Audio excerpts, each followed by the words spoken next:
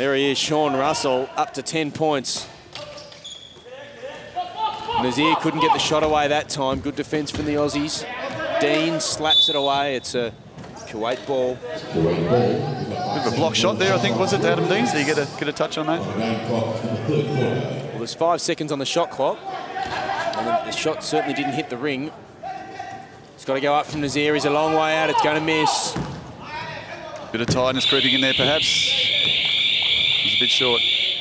And a bit long, perhaps, was the 24-second buzzer. Brendan, my ears are ringing. Drew, he was a fair way out, wasn't he? Yeah, and he had to throw something up. 2 minutes 55 remaining in the third. Australia leading by 61 points. They led by 27 at quarter time and 45 as Doyle just sets the path there for Bill Latham. Great work from the one-pointer. We saw Bill Latham gets the glory, up to 16 points, but it was Jeremy Doyle that allowed in the space. That's the sort of thing you don't see on the stat sheet, but the low-pointer classifications can provide. They create a lot of opportunities, and the Australian low-pointers are some of the best at it in the world. Get these high-point players under the basket, high percentage shot. That's what you're working for. Again, single numbers on the shot clock. Aladwani in a bit of trouble. Blair was guarding him. Now Mohammed has to throw up a prayer. Tried a bit of Kareem Abdul-Jabbar with the skyhook. The Aussies playing man-on-man defence. Oh, he probably shot that a little bit early. They had a new shot clock. Yeah, Al-Fadli, it was perhaps a poor option.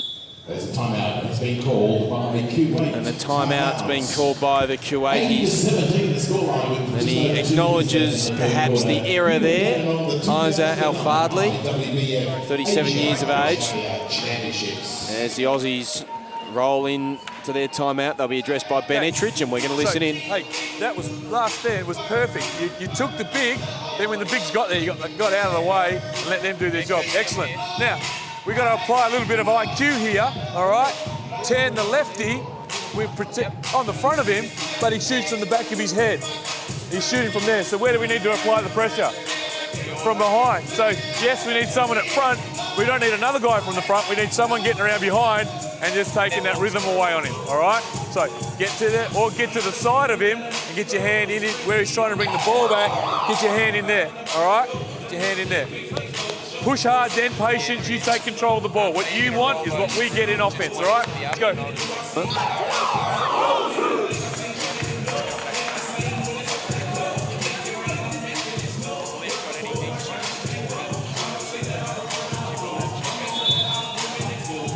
2 minutes, or just over 2 minutes remaining until three-quarter time. Australia lead by 63. Liv, we've seen the Kuwaitis sort of arguing a little bit with each other. They seemed a fraction calmer that time. Yes, a very, very demure timeout this time round. The coach going for a new game plan. He wants his big number 10, Nazir. He still wants him going for the three-pointers, but he wants Hamad Aladani to just get under the basket and try and pick off as many points as he can get. There's the Kuwaiti coach, Hossam Mahmoud. Australia staying back a little bit there in D. You can see this guy a three-point shooter. No. Oh!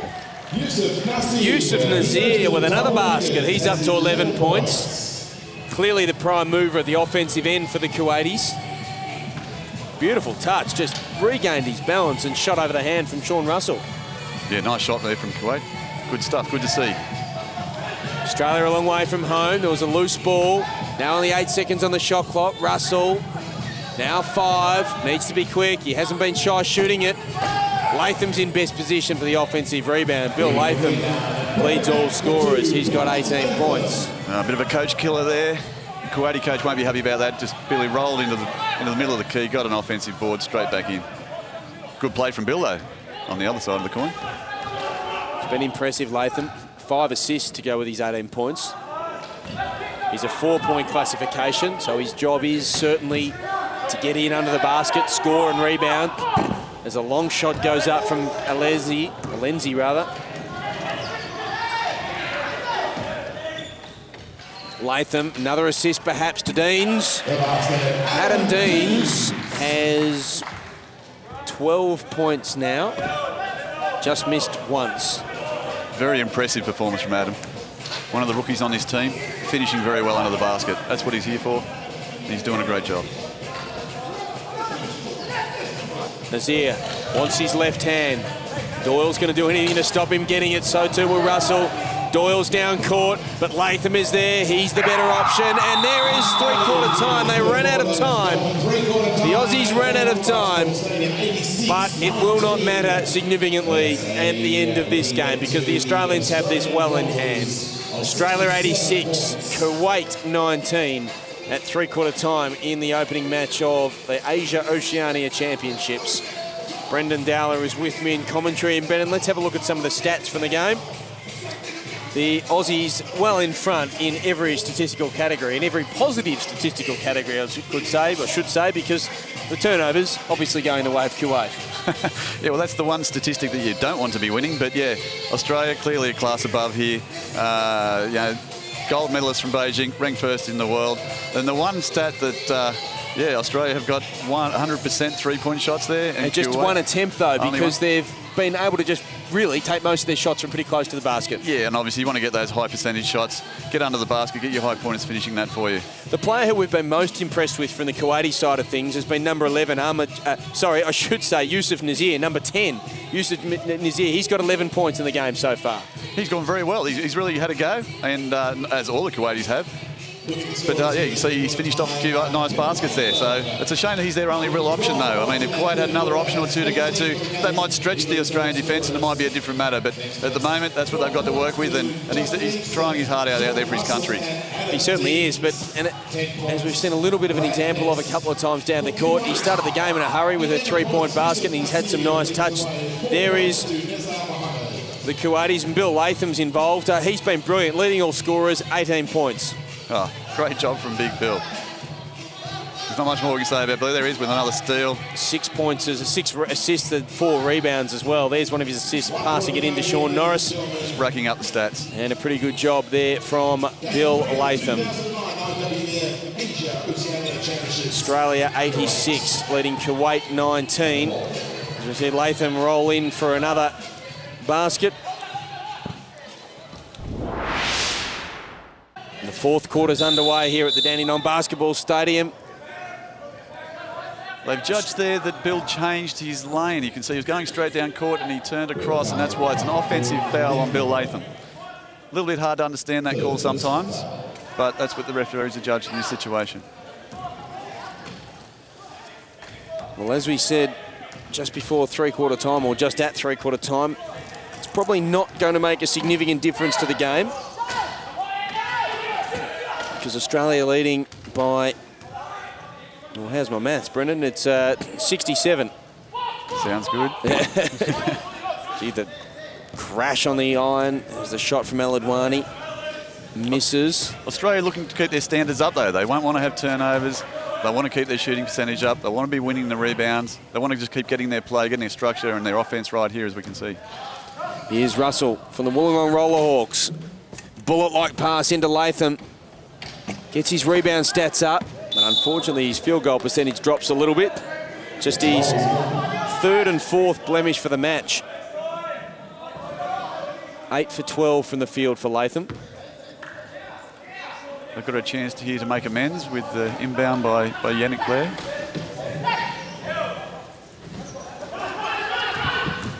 Just 19 years of age, Latham. Again, bullet-like pass he received before, and that was one that he gave off, but there's a 3-second violation against Adam Deans. A little bit too patient, perhaps, if you can be. Got to get that shot up. If you're in the key there, you've only got 3 seconds, the same as able-bodied basketball, and get the shot up.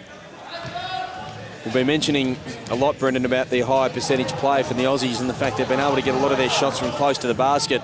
One of the stats we've just received is the points in the paint statistic, and 70-4 Australia's way. Yeah, that's the story of the game, isn't it, right there? Too big, too strong, the Australian players, and they get inside too easily. And well, credit the defence there, though, from Farhad Alenzi.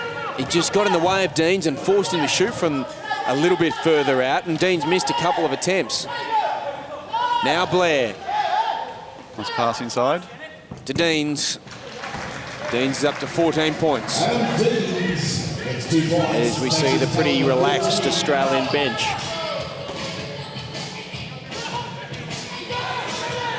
The Aussies going back in defence there, as we can see. trick shot there from How do you like that, Yusuf Nazir? Impressive, very impressive. And impressed at least one of the coaches. Behind the back, if you don't mind. 13 points for Nazir. Clearly the star from the Kuwaiti side as there's a foul inside. Deans gets the basket. He'll go to the line and shoot a bonus. Yeah, that's what happens though. The Rollers, relentless there, just back at you. You score a basket, we're back at you down the other end.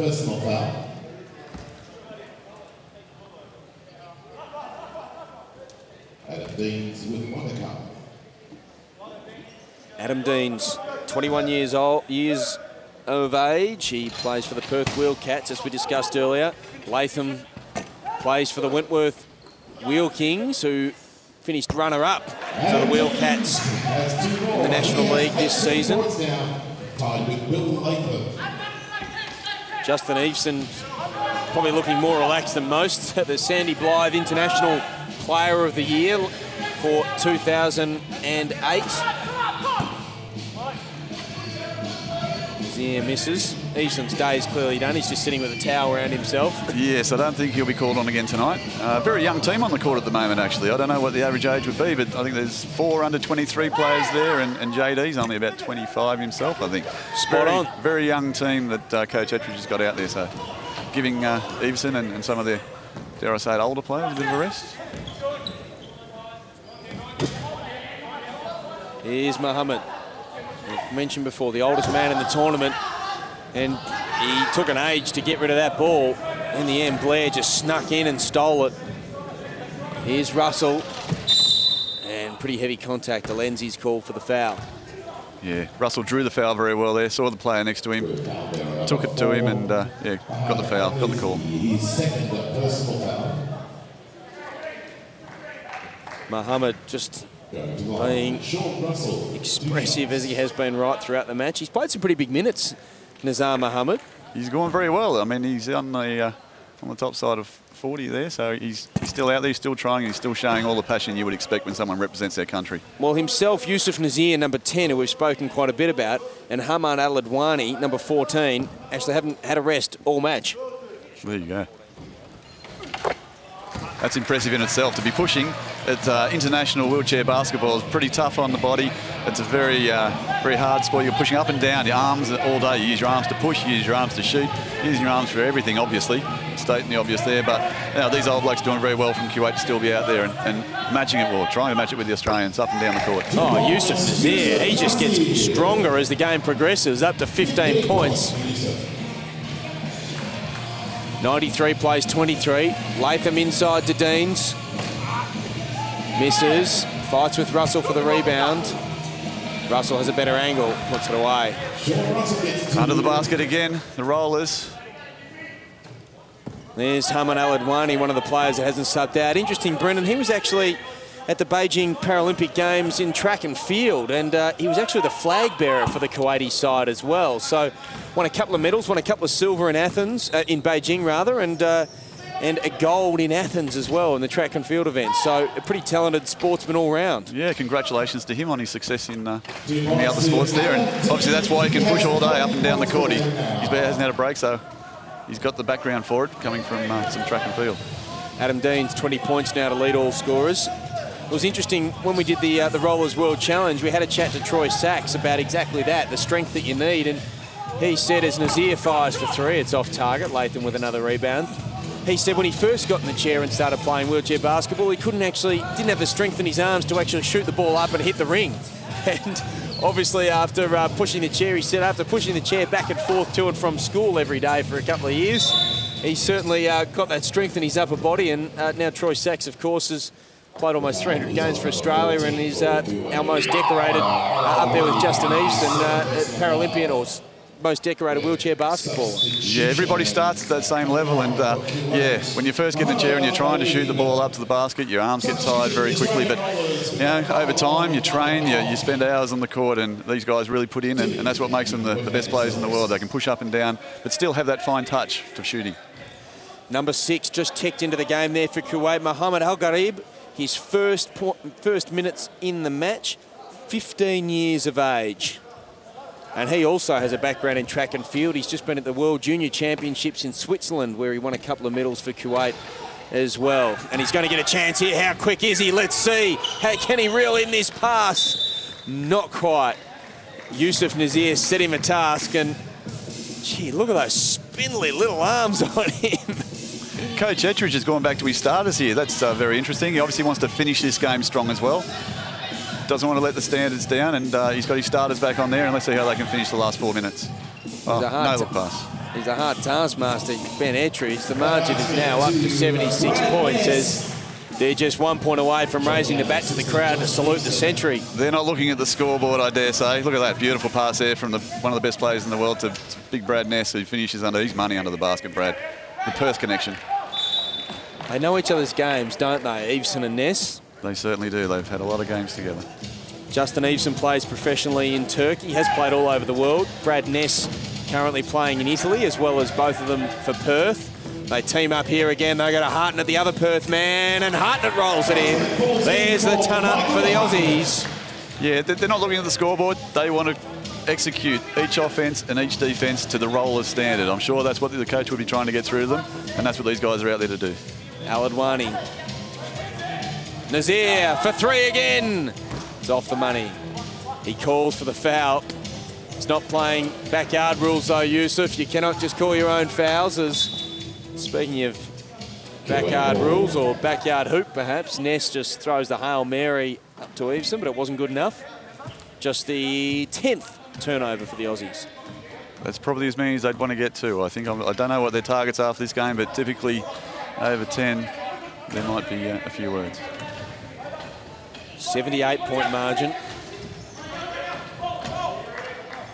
Well, Fardley got it to Nazir. He's going to shoot again. Just been doing that all day. This one's short. Aussies with a two-man advantage, actually. It's 5-on-3. They're in front in the break. Eveson, what will he do? Just lazy checking from the Kuwaitis. They couldn't get back defensively, and Brad Ness had all the time in the world. Transition basketball. Aussies have scored the last 10.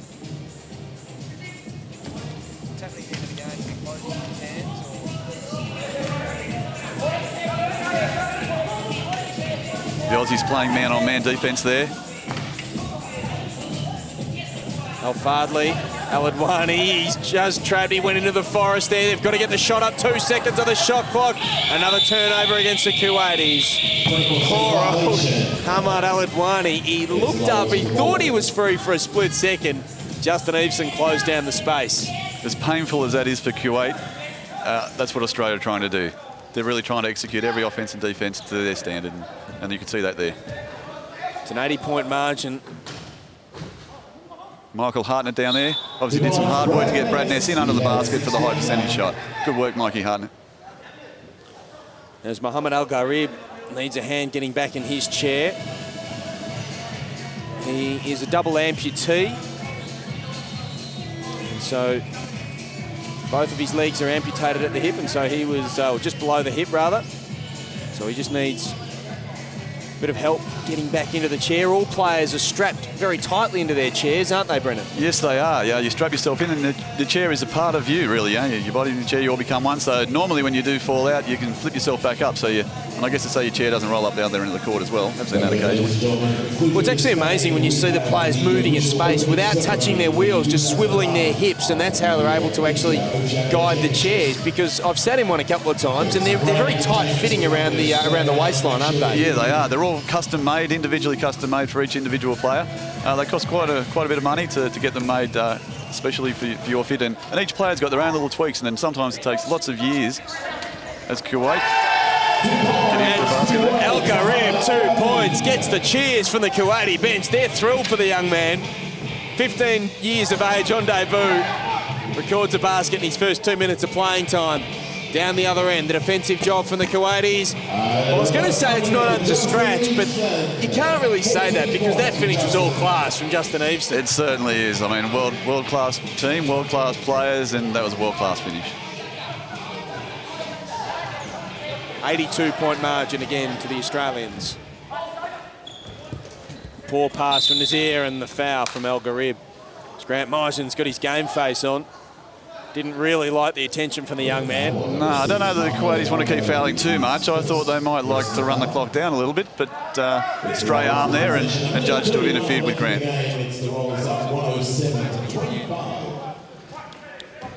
Sure. Australia 107, Kuwait 25. Meisens misses. Now Ness cleans it up. There's a tough look under the basket there from Meisens, but he got the shot up and Brad was there to get the rebound. 109-25. 90 seconds remaining in this match. Nazir rims out. He's not giving up. No, he's had 23 field goal attempts. Great pass from Ness into Eveson. Eveson, brilliant chair control. And then with the one hand, if you don't mind. Yeah, if you see Justin on the training court, he just pushes and pushes and pushes, and every push is 100%, and that's why he can play to this standard. Just superb. That is a vision of the best player in the world, Justin Eveson.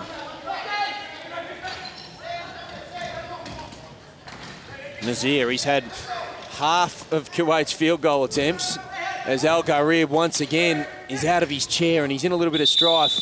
Yeah, a little bit of pain, the young man, and he's in a dangerous spot.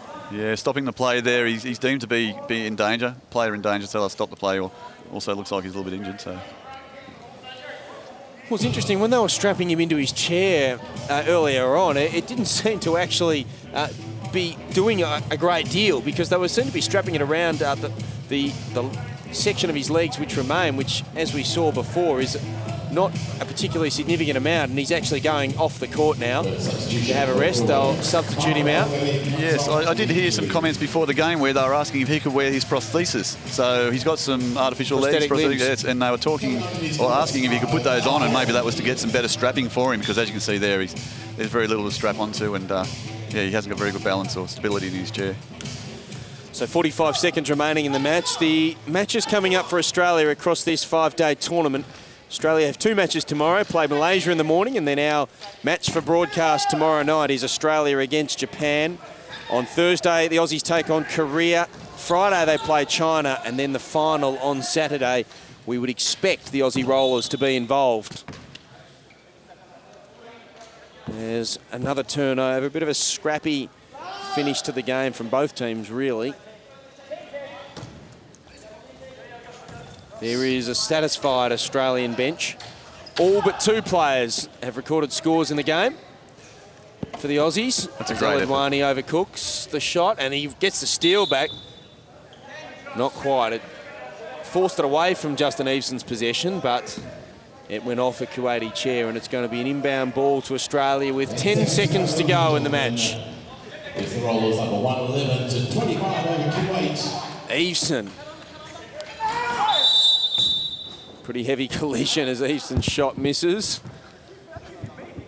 Muhammad just told by Justin Eveson in no uncertain terms that that Muhammad was the one who caused the contact. Bit of friendly rivalry there. I think he said, "You hit me, mate." I'm pretty sure. Yeah. That's what he said, as Nizar Muhammad just continuing to just pat his arm. He's playing right till the end. It's 1.4 seconds to go. As probably the one area the Aussies have let themselves down a little bit is the free throw shooting. Just 4 out of 10, 40%. And it gets a little bit worse. Well, I just wasn't going to say anything after I think they'll blame me for that, I'm sure, after that first commentator's jinx. So I've said nothing all game. And well, Eveson just keeps missing them. He's only 2 out of 6. Which is very unusual for Justin. Now 2 for 7. He won't be happy with that. Well, he has another chance here because there's a violation against Nizar Muhammad. This is just taking up time because there's only 1.4 seconds remaining in the game.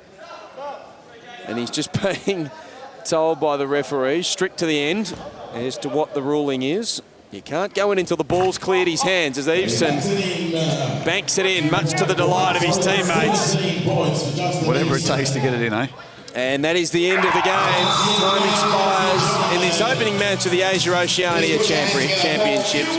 It's a comprehensive win for the Australian Rollers, as was expected coming into the game. The Paralympic gold medalists record the victory, 112 to 25, an 87-point margin over the Kuwaitis. Brendan Dowler, the Aussie coaching staff will be pretty impressed. The theme of the game was clearly, let's stick to our structures, let's be clean, let's do what we need to do to win games of basketball against talented opposition, against a lowly ranked side like the Kuwaitis. This margin probably was indicative of them doing all those things right. Yes, it probably is. And these are the sorts of games where it's easy to lose your focus and to be complacent and to let your standards slip. But I think we've seen today that the Aussies have kept their standards up and everybody contributed, as we said earlier, all through the game. The rookies all got on there and really contributed as well. So it's been fantastic work from the Rollers and a good first-up game. Australia led by 7.1. Australia scored the last 7 points of the match to record this 87-point victory. Olivia McGrath is standing by with the Aussie skipper, Justin Eveson. Justin, congratulations. Not a bad way to start the tournament. Yeah, it's a good win. And, you know, we were really focused on getting the process right. We know that they're a developing side, so, you know, we want to get something out of it, and I think we did that today. How important is it to get a win first up to build confidence for the rest of the tournament? Definitely, and particularly with us, we've got a lot of rookies in the team. So we had, I think, 4 debutants in this game. You know, for them to come out and hit some baskets and make some big defensive plays is really fantastic for them, and it's a great start to the week. Well, all the best for your next match. Thank you very much. Justin Eveson there, 17 points for him. He was pretty happy with his performance. The Aussie player who led all scorers, Adam Deans, and he'll be taking the court again tomorrow. Australia playing Japan in the second match of this Asia-Oceania Championships. This could well be the best match of the tournament. The Aussies playing Japan. Japan, the second-ranked team in the region coming into this one. Check your local guides with the action. Should be on ABC2 at 6:30 p.m. tomorrow evening. Thank you very much to Brendan Dowler. Brendan, you'll be joining me again tomorrow for that matchup against Japan. The Aussies, 112 points to 27 victors over the Kuwaitis. We'll catch you again from Dandenong tomorrow evening.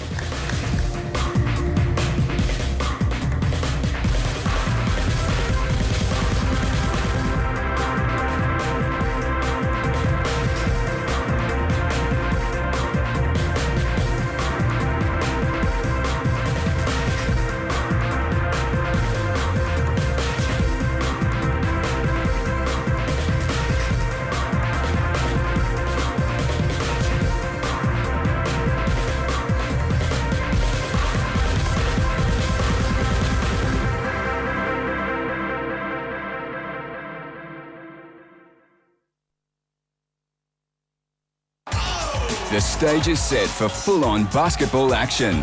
Nobody pushes these guys around. Don't miss the Asia-Oceanic Championship. 6 nations battling it out in unbelievable style. You're unbelievable. Who will fall and who will rise and qualify for next year's World Championships? See Paralympic gold medalist the Aussie Rollers take on Japan in the Asia-Oceanic Championships, 6:30 tomorrow on ABC2. He's the boss from hell. Never turn off your damn phone. And his methods are unorthodox. Shut up! But that's what makes him a top-notch FBI agent. Did he just say top-notch? Yeah, you don't hear that much. I have no time, so I'm gonna cut to the chase. I don't care that he bends the rules, crosses the line here and there sometimes. Boom. That's necessary. The Beast, only on ABC2. Sci Friday. It's all about saving lives. I think you might be in danger. Saving the Earth. What? It's us! And saving face. Sci Friday. 4 great shows, 1